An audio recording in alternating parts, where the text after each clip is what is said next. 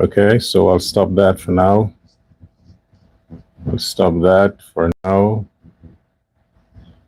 Let's get back to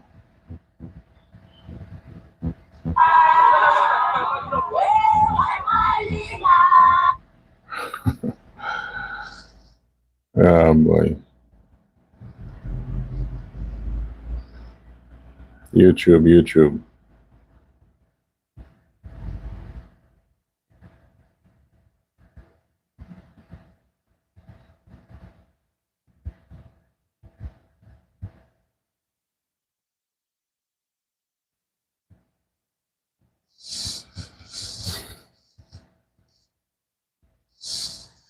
Okay. Well, I'm going to move this shortly. I just wanted to keep it there for a moment.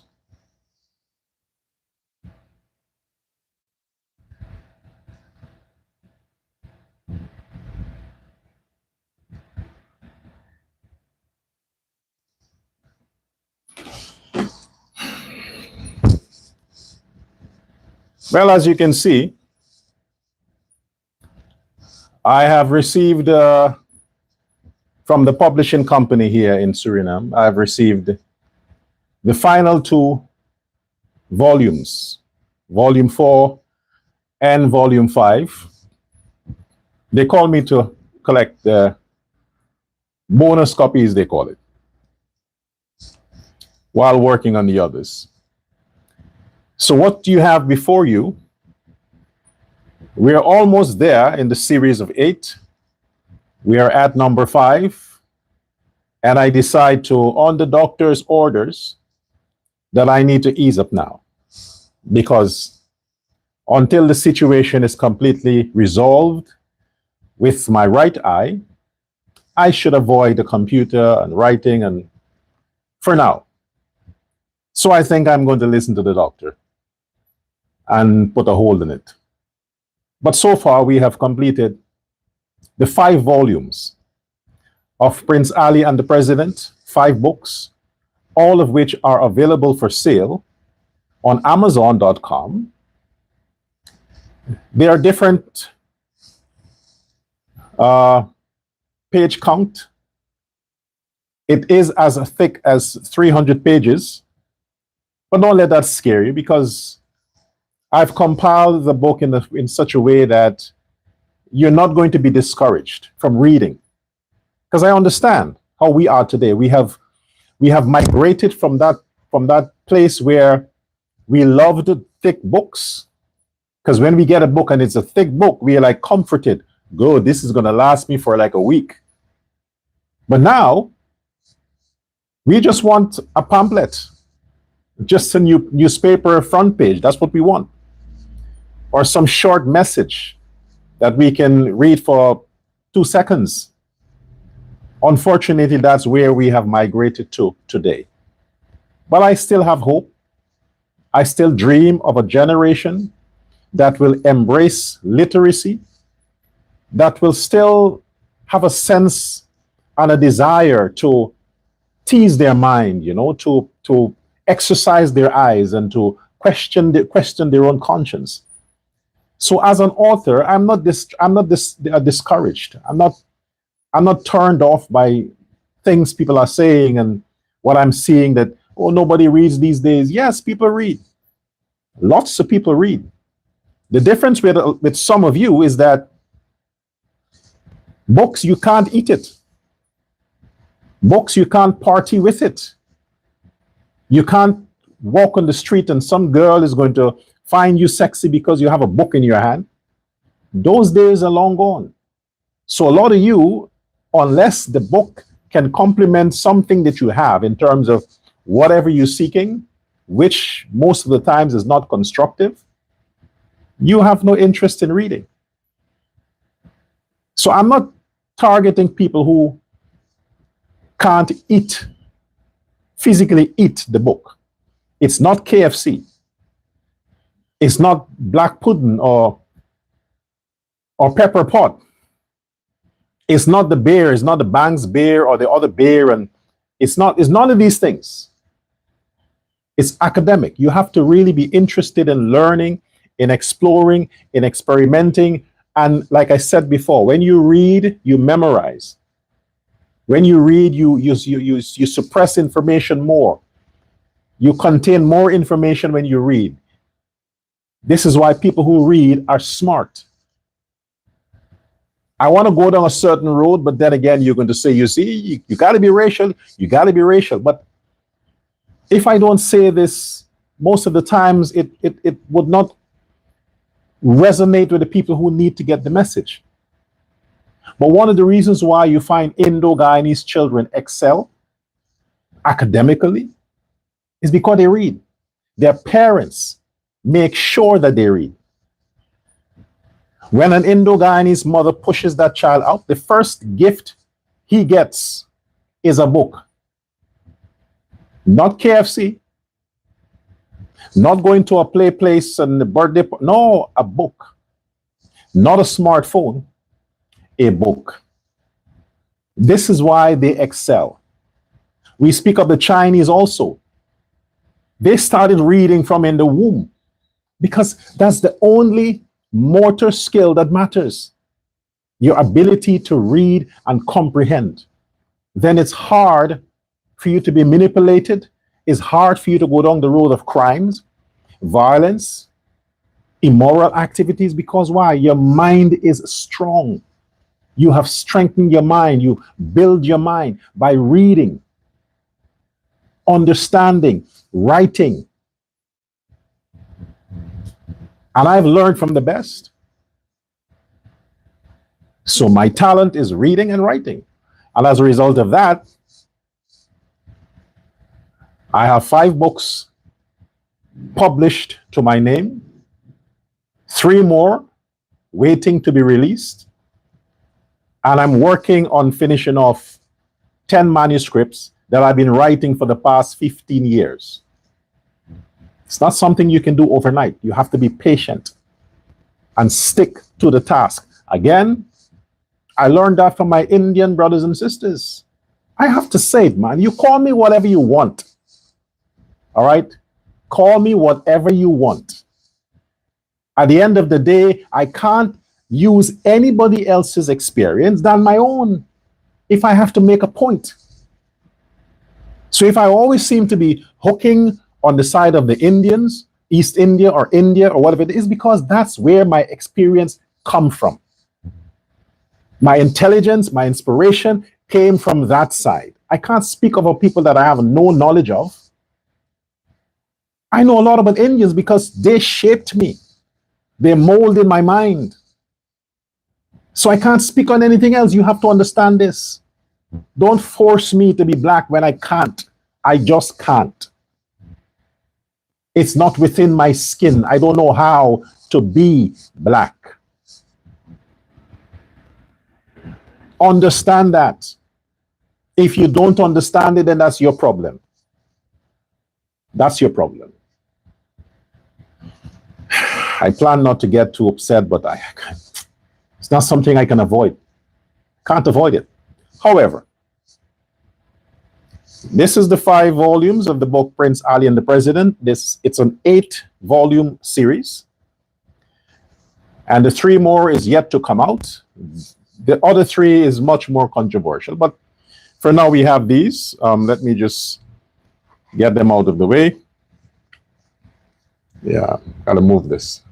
It's another mic I use for podcasts. Yeah. So I'll talk a bit about my books. I mean, it's my platform, right? I can't talk about my own books. So, well, of course, all of the books in this series were born out of the need for me to decipher, unravel the mystery around the man Irfan Ali. Yeah. Around the man Irfan Ali in my own way. So all of the subtitles that comes under this heading, Prince Ali and the President, It's my personal account series. Personal account series. Everything that I have penned over the years, it's personal, it's important to me. So while it may educate a lot of the readers, please understand it's an extension of what I'm feeling, how I'm thinking, what my perception is of what's happening in Guyana, what has happened before, the history, the legacy, the future. It's just my way of presenting it the best way I can. And the best way I could have is in the books. It's not how I do the show.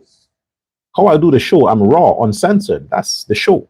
But in the book, it's more structured, professional. There's no cuss word. I couldn't, because Amazon would flag it. They would not approve of it. So I had to be unique. I had to make sure that everything was in order. No plagiarizing, no copyright infringement. Everything had to be. So after all the screening and editing and re-editing, it passed the standards and it's available. So what's on Amazon, it's also in hard copy. But it's cheaper for you to access it on Amazon.com. All 5 volumes is available there. Some are in paperback. Most of it is in the ebook. The hard copy would be pretty expensive. So what I collected today are these 2 volumes that are very, very, very touching. You have to read it. Very touching. You know, I picked up this book. Yeah, it's thick. This is very thick. I picked up this book. Prince Ali and the President, Chedi, Righteousness. And when I picked up this book just now, you know, they talk about goosebumps. They say your skin grew, or the hair on your skin. That happened to me. Whenever I pick up this book, since I collected it today, because of the emotions that accompany me when I was writing this book, at most times I was almost tearful. I had to stop because, you know, when your eyes are watery, you can't see properly. But this brought out a lot of emotions from me. This here, Chedi, Righteousness. This is the back cover. And it's personal. This is my account. From day one, I have talked about Chedi on almost every show. You follow me. And I want to challenge you on something. Matters not who it is. Look across all the so-called pundits on the internet or television, wherever they are. And I want you to observe if any of them, at any time, give credit to Chedi Jagan, talk about Chedi Jagan, unless it is his anniversary, be it the birth or death anniversary of Chedi Jagan. Only then he's acknowledged. Only then. I talk about Chedi every day. Every day. It's a devotion for me. This is why I had to complete the manuscript I was writing on Chedi. I had to. And it's the thickest so far. Of all the volume, this is the thickest, the biggest. So why it matters? Mushroom coffee. It clears your throat.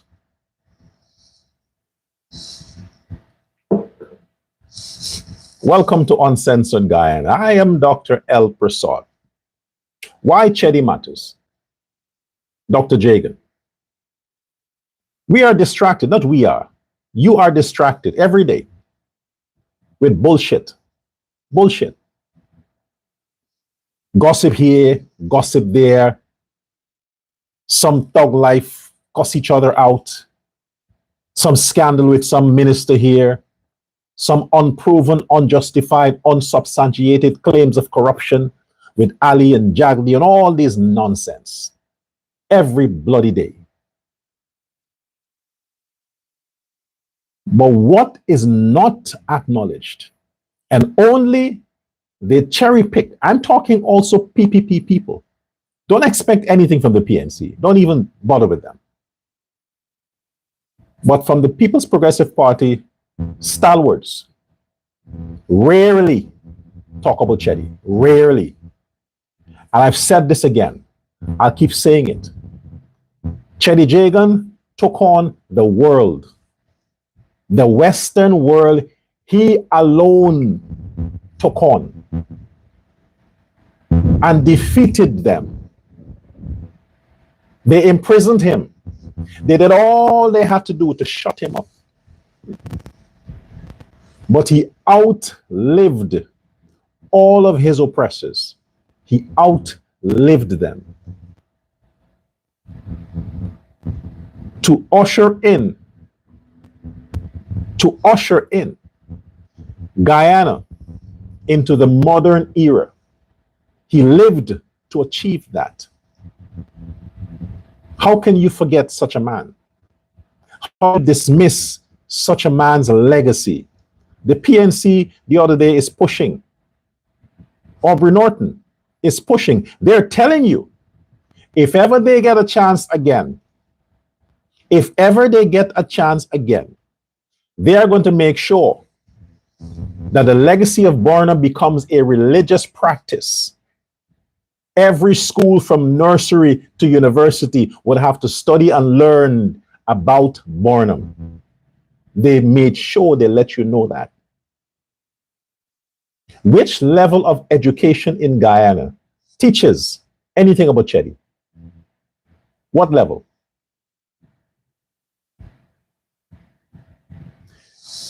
It matters to me because today I want to talk about the Chinese influence in Guyana.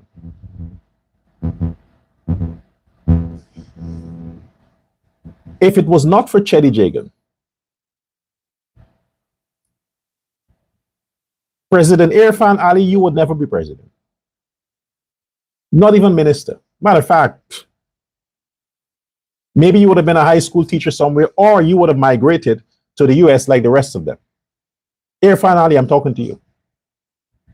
Barajagdeo, if it wasn't for Chetty, you would not have the patience to stick around in Guyana politics. You would have stayed in Russia or wherever, never to return again, leaving the Indians to suffer and continue to suffer under the oppression of the PNC. If it was not for Chetty Jagan, none of you that are today might still be here. Don't forget where you came from. Don't forget who fought for you. Teach your children on whose shoulder Guyana's democracy was rested on. Let your children understand that if it was not for one man, not even the Chinese would have had the opportunities they have today in Guyana. Not even the Chinese. Because Chetty Jagan was concerned about the working class and opened economy. Opened. Making it easy for investors to come in Guyana and invest. It ain't an Irfan Ali idea or Jagdeo's idea. It's a founding principle of Chetty Jagan. Chetty Jagan. Nobody deserves the credit for that. This is why I think and I believe not just an airport. He should have been honored in a more extravagant way. And if ever I get the opportunity to be at any level of influence in government in Guyana, I would make sure that Chetty Jagan is properly respected and honored in a country he died for. Jagan died for Guyana so that today we can live and live large, live to the point where we hate life. We have no regards for it because we have not suffered enough for the life. But Chetty did. That Indo-Guyanese man fought, bled, was persecuted, stripped, walked bare feet, ate one meal a day, struggled to raise his family, was denied, blocked, sanctioned, name it. He went through all of it. But it didn't consume him. It didn't destroy him. It gave him the superhuman strength he needed. The more they pressured Chetty, the stronger he grew.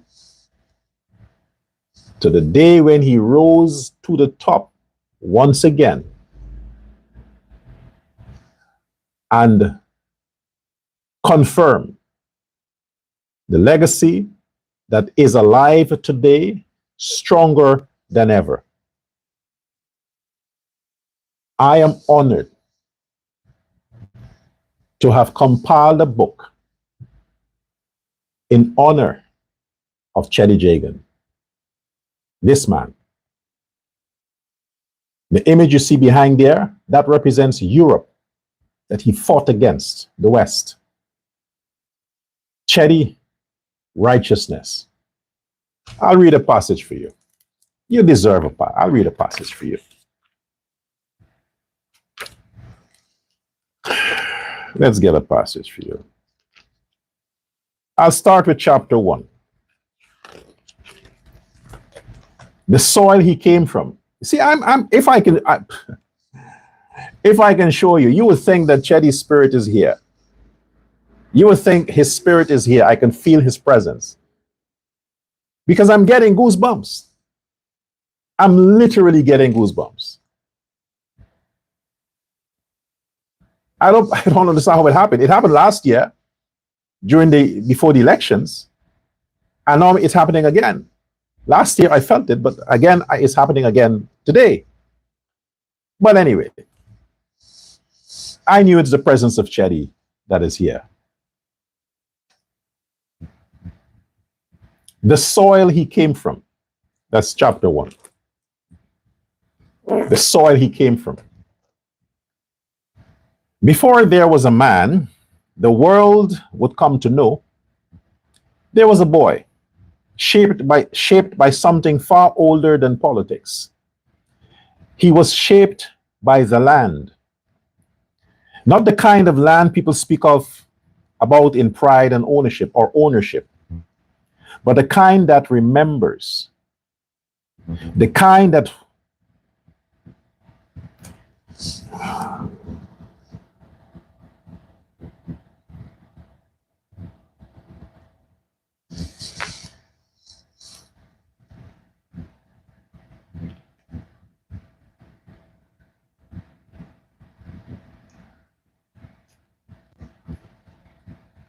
Okay, Dr. Jagan, I get it.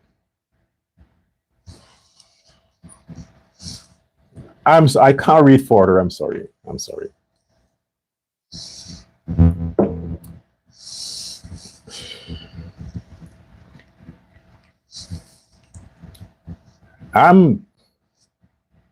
I'm just too emotional for this. I didn't think it would hit me like this because I know when I was writing it, I was messed up, and it feels different now. It really does. All right, let's see how far I can go.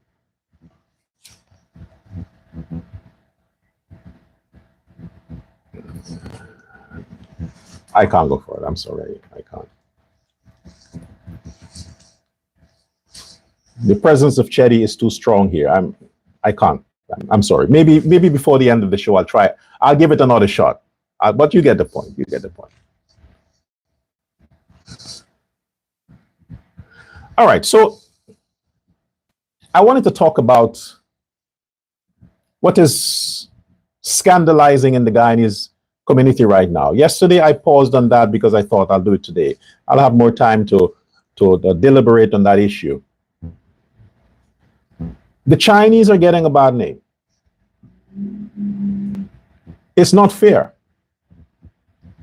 The Chinese are getting a bad name.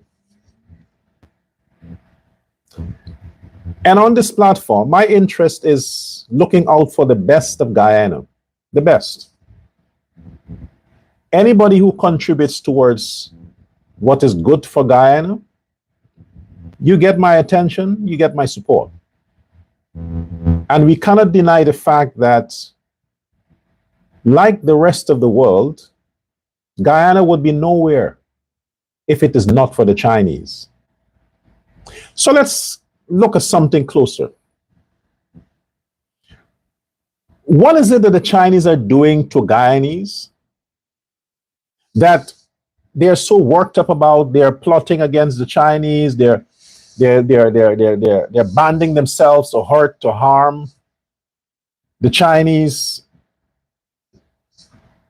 I want to know, what is it the Chinese are doing that is so bad, so morally distasteful, so corrupt, that anywhere they should be despised. You see, I have lived in a period when the Chinese presence was there. I went to school with Chinese kids. I studied with Chinese kids. I sat in lectures with Chinese. I lectured to Chinese. And the Chinese is not a race. It's just a nationality. China is the name of the country. So as a result of that, those who are born under the Chinese nationality happen to be Chinese. But that's not their social recognition or biological placement. It's not. So when you say Chinese, you're not talking about a race of people. They come from China. You have people, brown-skinned people who are born in China that are Chinese. You have dark-skinned people born in China are Chinese. It's not a race. But to get the message out, people just associate, oh, Chinese, Chinese, Chinese. So the thing about it is that, what about crime? Crime, criminal activities. If you want to despise a people or migrants, immigrants, you look at how they contribute towards your economy, your country. See if they're a pest, a friend or a foe, a liability or an asset. What is the Chinese to Guyana? Do they rob, steal, murder, rape, prostitute, drugs? What is it they do? Based on the crime statistics, which oftentimes you don't get by demographic, who does what, but you can formulate your ideas when you see things on social media, in the news. But growing up, I have never, and I've been extensive, I have never experienced any situation in no headline growing up in Guyana where it was dominated Chinese crimes. Never. What I know as a kid growing up is that I have witnessed on many occasions where neighborhood people abusing Chinese, treating them like outsiders as if they don't belong in Guyana or in these societies or these communities, robbing them, running away with not paying for goods and services, buying the Chinese food, eating the Chinese food, and not paying the Chinese bill. I have witnessed that as a kid. And the people who have witnessed that doing, black people, blacks, Negroes, nobody else. I've seen that. I didn't like it. I couldn't do anything about it. I sympathize, I empathize with the Chinese because I was just a kid. But I saw that. Growing up and traveling and observing and listening, there was always this anger against the Chinese. And I would ask people, what is it they do? Why are you so hateful to the Chinese? What is it they do?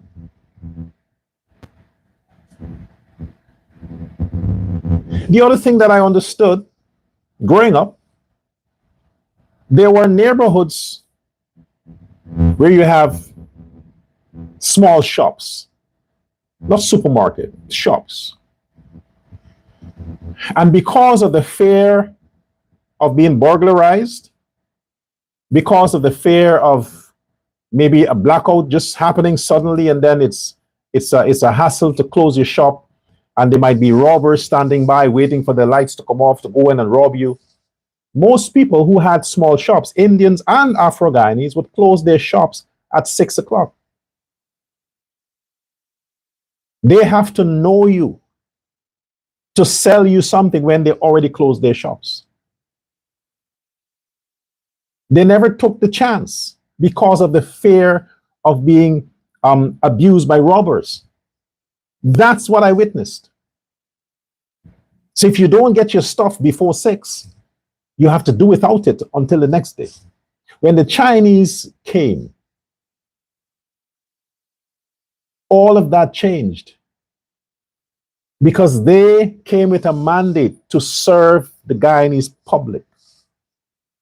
They would have known about the risks in certain neighborhoods, but they haven't lived their life without fear of what is possible. They opened businesses, some small, some large, massive businesses. We don't know from where their money came, but a lot of these Chinese, they took heavy loans from their association. They're indebted to their lenders to open stores, to provide goods and services to Guyanese. And they never close at 6 o'clock. Never close at 6. Most of the times they follow the law and they open until 9 o'clock.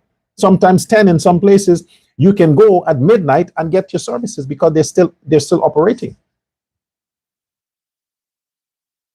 Risking it all just to provide a service way below market value to Guyanese who are targeting them. And I still couldn't understand, why are you hating the Chinese? You can never get the average Guyanese to work more than 8 hours. The Chinese, they're up from 5 a.m., open their stores 6, 7 o'clock.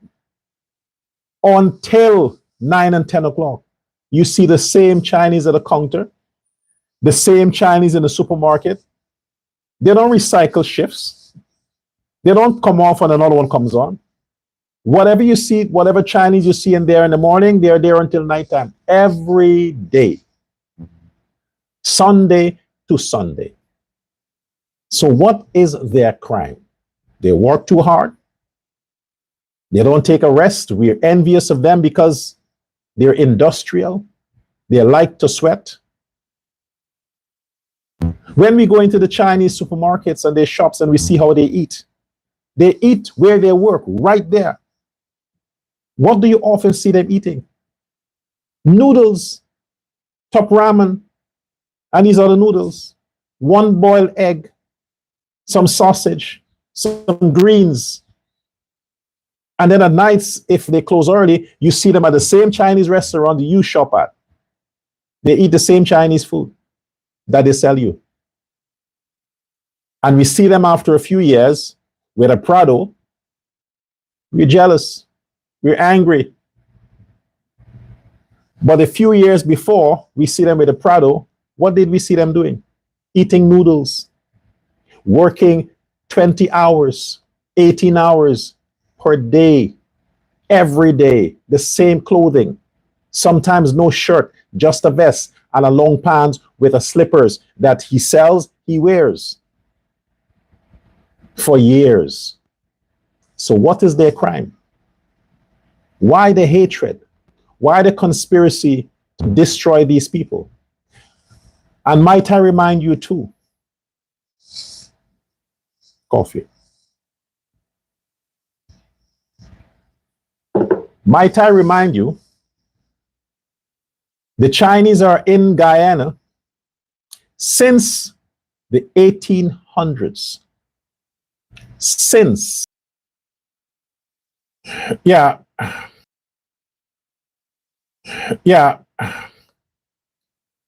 It seemed like it's going to be a regular thing with this internet. But the weather is bad everywhere. Please understand, everywhere the weather is fucked up. So this is the time you will have internet problems. There's rainfall everywhere. Every country you can think about, there's heavy downpour.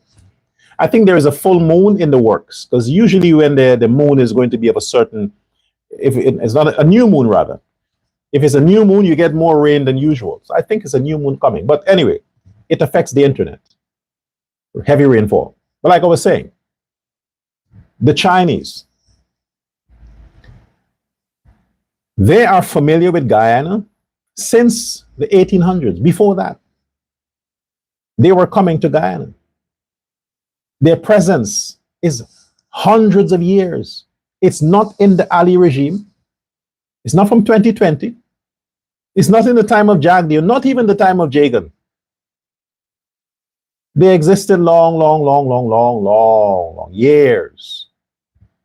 But the current generation of Guyanese, they're getting their information from sources that are dumb and stupid and ill-learned, illiterate fools who are making them believe, giving them this emotional boosting that the Chinese just came. Irfan Ali brought them to replace the Guyanese blacks. No, the Chinese are there for a long time. They're not the kind of people that shows their presence. They don't organize big shows and street protests and rallies. No, you only see them out if they have a Chinese New Year or some function. Then you see them by the hundreds or the thousands. Otherwise to that, they keep to their business, their jobs, and their families, while at the same time making contribution to the development of Guyana. That's the people, Chinese people in Guyana. They're there since the 1800s. Don't forget Otto Chung. Otto Chung, Chinese origin, the first president of Guyana, a Chinese man. Don't forget that.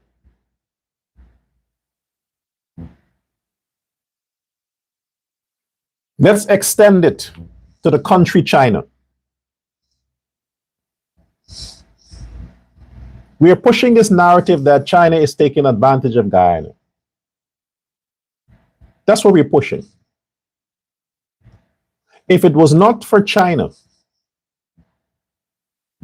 Guyana would have starved to death. Literally starved to death. If it was not for the country China. So if you're saying that China is after the resources of Guyana, Guyana is one country, a small country. We just discovered oil. China has been dealing with oil for hundreds of years. We just discovered our oil. There are many countries around the world, if China wants to exploit for oil, they can exploit. And they are exploiting. This is why the Americans are busy trying to block them and stop them. But you can't stop what is unstoppable.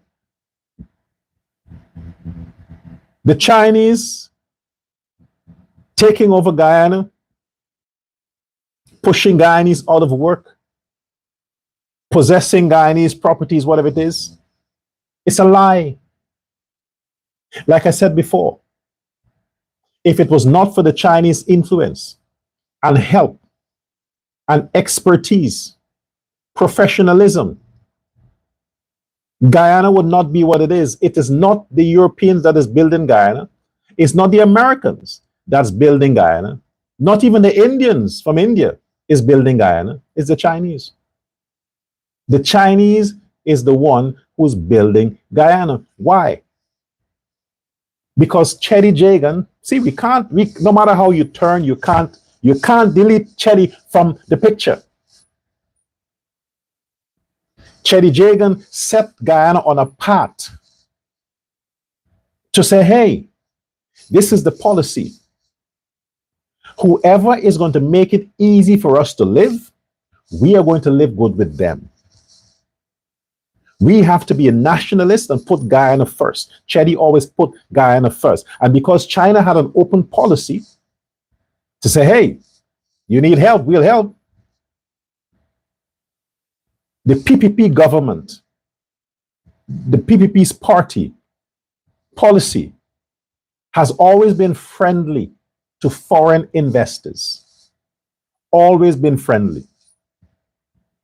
So under every PPP's president or government, you always had an increase in foreign activity in the country, especially the Chinese,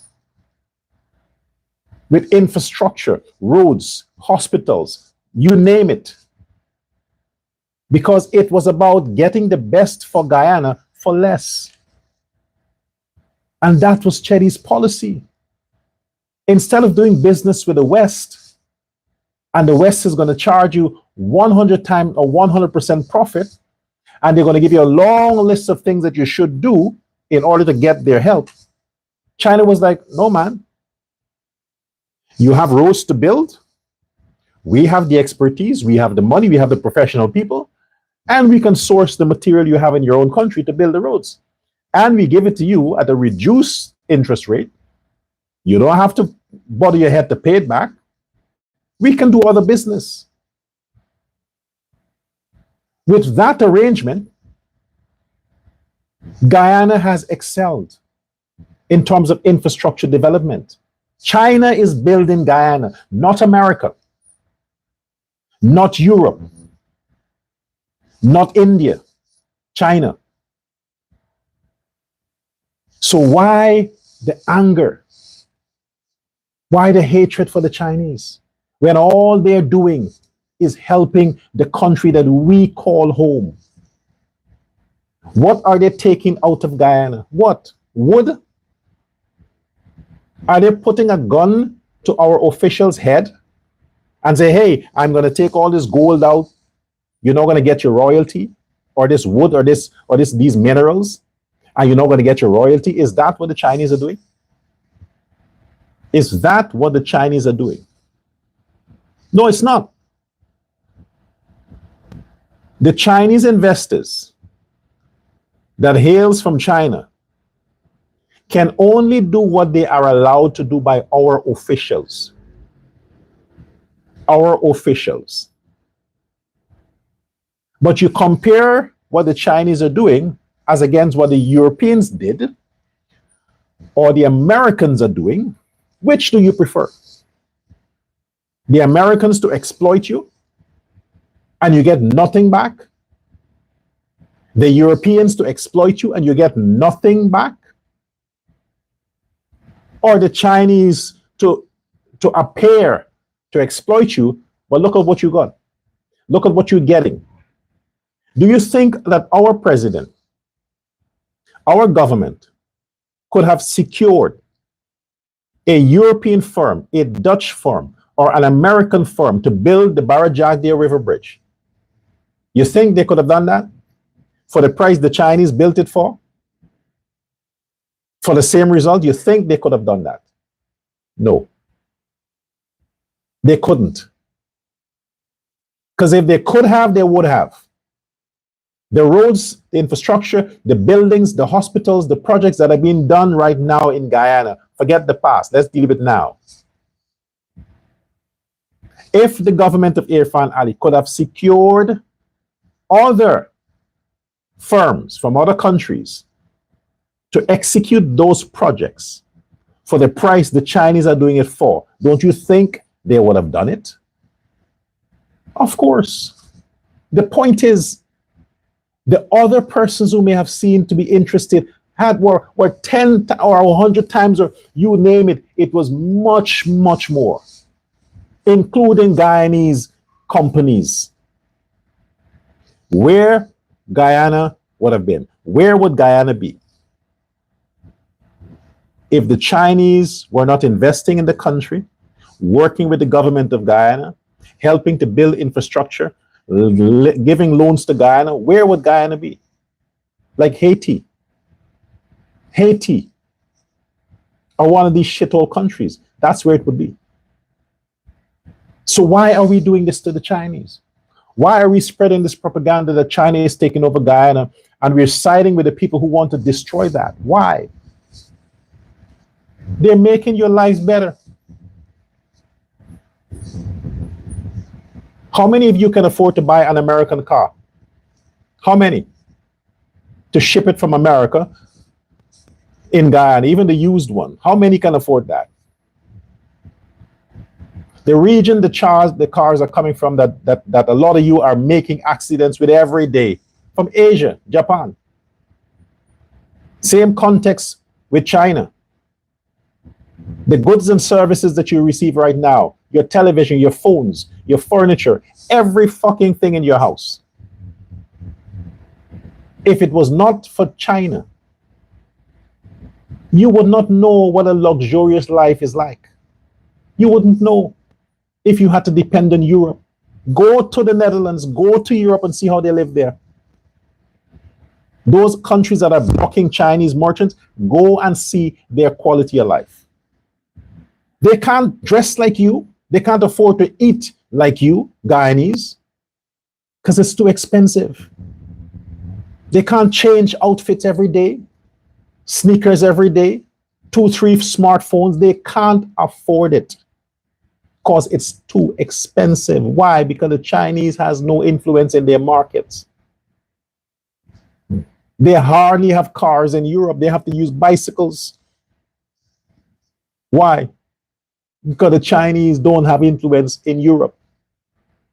You have 2 and 3 cars parked in your yard, thanks to China and the West and Asia.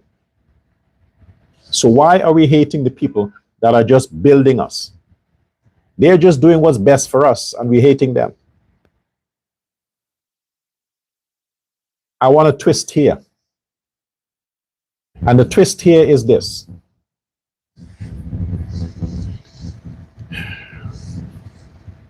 You break and enter the Chinese supermarkets. You rob them every day. You kill them. You shoot them. You gang bang them. You conspire to destroy their businesses. You do all of that to the Chinese. Yet, they open their shops to serve you. Yet, they helped the hungry. They give you discount. They give you credit. Some of you don't pay your bills. Yet they do that. They don't exploit Guyanese. They don't exploit Guyanese. But understand that Chinese are also Guyanese. They are born there. They are there in the country since the 1800s. They have a right there like every other Guyanese born in Guyana. They have a right. Why don't they dominate Guyana politics? Well, I don't know. Maybe they too are afraid of the Negroes. Maybe they're afraid of the PNC. I don't know, but they used to. They just came out. They support from behind the scenes. They contribute from behind the scenes because of the fear. They want to live good with everybody. The 2 closest groups that are doing the most and that are getting the least in Guyana are the Indians and the Chinese. The 2 groups. They're the ones building Guyana. They're the ones paying the taxes. They're the ones that are keeping the country stable, the country's currency strong. Indians and Chinese. Nobody else. So why are we hating on these 2 people? They have a right to be there. They didn't rob anybody. They didn't steal your land. They didn't take your businesses. They take loans from the bank. They opened their stores. They sacrificed. They waited. They planned. They executed. They saved their money. 2 generations suffered. 3rd generation may seem to have a good life. But what happened to their father and their grandfather? Suffered. You didn't see that. You're seeing the grandson that is driving this fancy car. You're thinking, oh, look what Ali is doing for the Indians. No, Ali ain't doing shit for the Indians. The Indians are doing for themselves. The Chinese are doing for themselves. They sacrifice. They struggle. They save their money. They stay out of crime. They make sure their children read and study and stay off social media.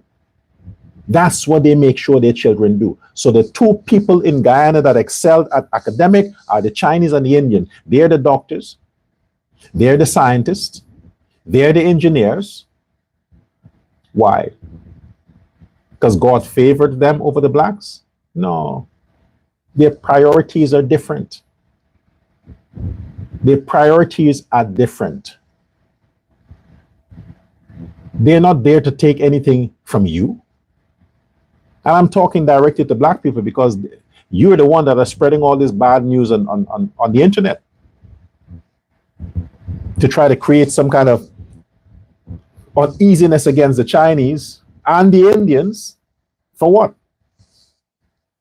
As if they took something from you. You don't have anything for them to take. They're helping you. They're hiring you. They're giving to you. This whole deal with the trucks and the trucks and the trucks and the trucks. I've said it on my previous shows. Chinese in commerce and business is helping the average Guyanese to live. The people who are breaking Guyanese or blacks are breaking other blacks. They overcharge other blacks. They scam other blacks. You know how many of them scammed my mother? You know how many of them? Black people she trusted scammed her, robbed her. Don't push me to go into details. I know. You're targeting the wrong set of people. So this thing with the change that's happening with the PNC, it's a good thing. It is a good thing. It is good for the blacks that they recognize that there is no future with the PNC party. It should be dismantled. They should integrate themselves into whatever parties are available. Most are going to the PPP, which is a smart move, because there's no other way. I've called for a one-party country. I've called for a one-party country. Guyana should be a one-party country. Let them have their issues in the parliament. But all this politicking and all this election stuff should be over with, because Guyanese are exhausted with it. It's a waste of money. It's causing too much of division. So get rid of these other parties. The PNC is dwindling. It's dying. Let it just dead. Bury it. Go with Burnham. Finish with. A lot of these men in the PNC, they're professionals, lawyers, doctors. Do your thing. Go do your job. You can earn more money in the private sector. Leave politics to the honest politicians. We shouldn't be bothered with Win. Fucking Win. That's a dead party also. Don't be bothered with that. He's soon gone. When he's gone, so is the Win thing. What will be left? A majority PPP. A majority PPP. All we need right now is to have the 12 people from the PNC, except Sherrod and the others. At least we need 9 from them to step over in the parliament and join the PPP. 9. And that will happen soon. When that happens, Azradin, what you should understand is that blacks follow blacks. So all the blacks in your party is going to do the same. They're going to step over to the PPP. Because the PPP is not a party for racism. I can tell you because I know. Now, none of my books focus on that issue. But I can tell you, there are people in the People's Progressive Party, executive members at the top. They are mad pissed with me because of my so-called talking points against Afro-Guyanese. They're very upset.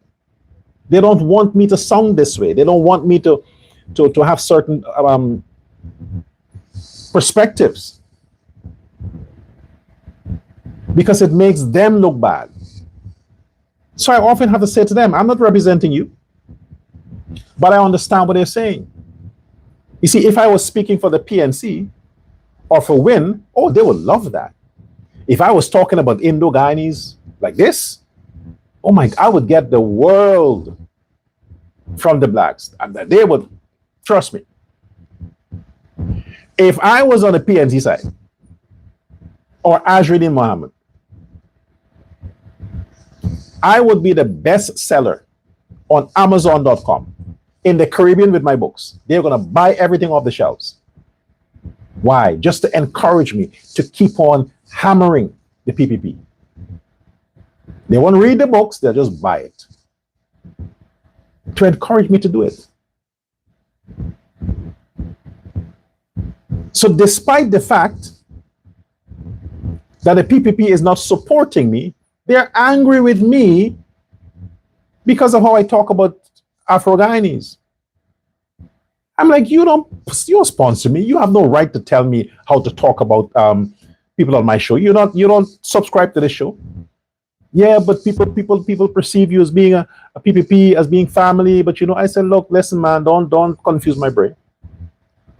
I'm saying to you folks, if the PPP was a racist party, if Ali or Jagdi or any of these people hated black people, any of them, they would never be upset with me for talking about blacks the way I do. They would love it. Oh, we can't say stuff, let him say it.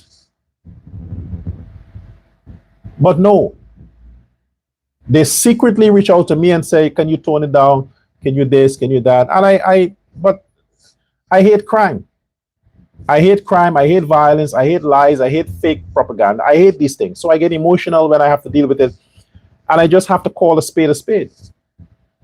But I don't hate blacks. I love good citizens and I love my country. This is why the blacks are going over to the PPP, because they realize that it's a lie. These guys are not racial. The people who are racial are the PNC. Because the PNC is sponsoring lawyers for racists that are attacking Indians, that are violating people's religious rights. They're sponsoring lawyers. The blacks understand that Azrin Muhammad is fake. Everything about him is fake. They realize that. He's evil, a murderer, a criminal. They know that, so they don't want to associate themselves with any of these two sides. This is why they are saying they're leaving. They're joining the PPP.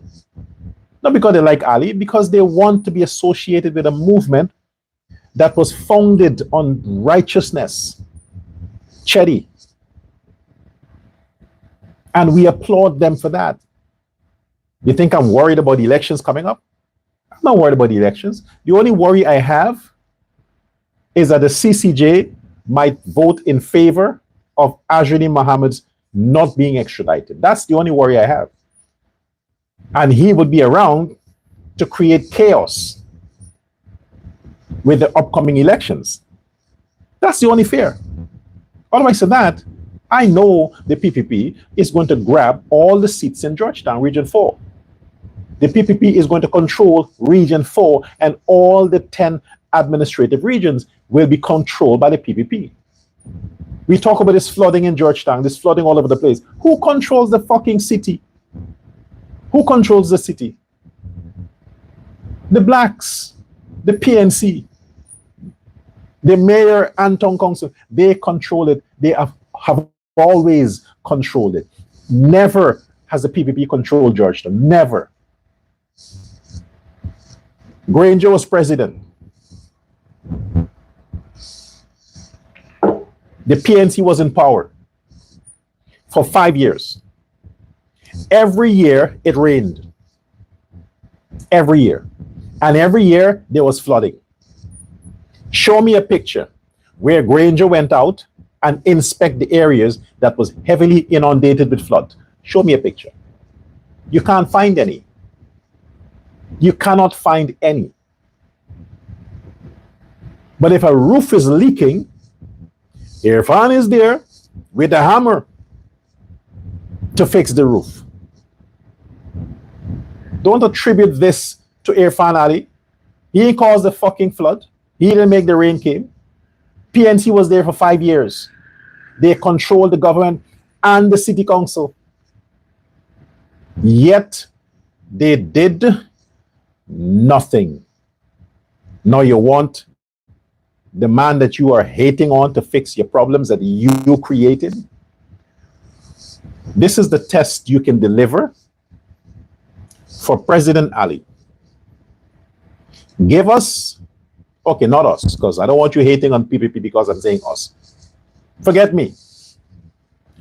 Give the People's Progressive Party Georgetown. Next election, Remember, if they screw up, you have the next elections coming, right?